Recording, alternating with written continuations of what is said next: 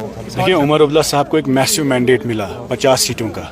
उस वक्त जब कश्मीर की आवाम, खासकर कश्मीर के मुसलमान और जम्मू के लोग काफ़ी परेशान थे कि जेसीबी चल रहे थे, बिल्डोज़र राज लगाने की कोशिश की गई कि हमें अपने घरों से निकाला जा रहा था।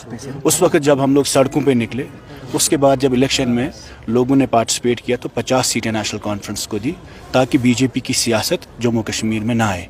लेकिन आज जहाँ पे भी आप देखते हैं, इन्होंने नॉर्मलाइज़ किया है 5 अगस्त के डिसीजन को।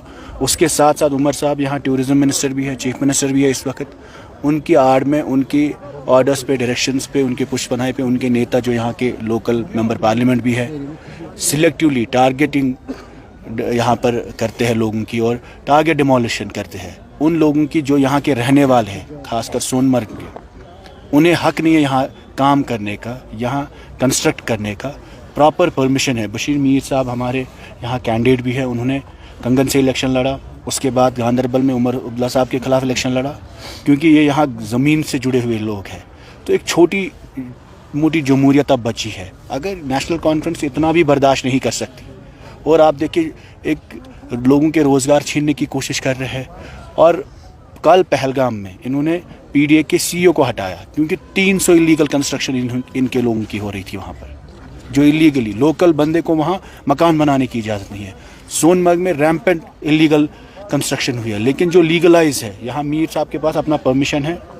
परमिशन के साथ साथ उन्होंने अपने मिल्कियत ज़मीन पे, और इनके जो एमपी यहाँ पे है, सबसे बड़ा लैंड ग्रैबर इस इलाके का है। किसी से भी आप पूछिए, सबसे ज़्यादा लैंड ग्रैबिंग इनके नेताओं ने की, और इस वक्त भी वो काम कर रहे हैं। और आम लोगों को अगर ये ऐसे ही तंग करते रहेंगे तो हम मजबूर होंगे। हमें लगता है, हम गवर्नर साहब से भी अपील करते हैं कि ऐसे केसों में आप इंटरवीन करिए, क्योंकि यहाँ की सरकार इस वक्त एक बार फिर से जो तानाशाही नेशनल कॉन्फ्रेंस करती थी पहले भी, उस पर वापस आ चुकी है। और बशीर मीर साहब जैसे जितने लोग यहाँ पे हैं, जो लोग यहाँ रहने वाले, जिनको हक है यहाँ काम करने का, अगर आप उनके रोज़गार छीनेंगे, डिमोलिशन, जब इनके घर पे, इनके रिश्तेदारों पे, इस वक्त भी श्रीनगर की सबसे ज़्यादा लैंड ग्रैबिंग इस फैमिली ने की है। जब इनके होटल्स में, वहाँ नीडोज़ के होटल्स में डिमोलिशन ड्राइव हुआ, वो कुछ सरकारी ज़मीन पे इलीगली इन्होंने कंस्ट्रक्ट किए थे। उस वक्त हम लोग गए प्रोटेस्ट करने के लिए, इनकी ज़मीन बचाने के लिए।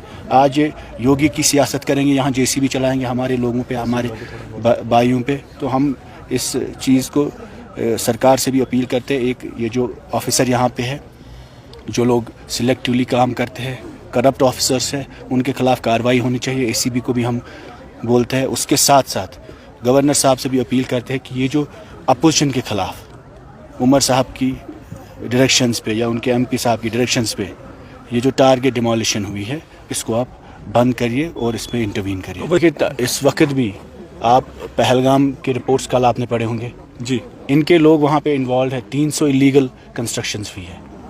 और ये इन्होंने, इसके साथ साथ आप देखिए, यहाँ खासकर इस इलाके में बशीर साहब पर पिछले कई सालों से ये विच हंट चल रहा है, क्योंकि ये एक इस इलाके में एक शख्स है जो खड़ा हुआ, जिसने कोशिश की इस इलाके में आवाज़ देने की।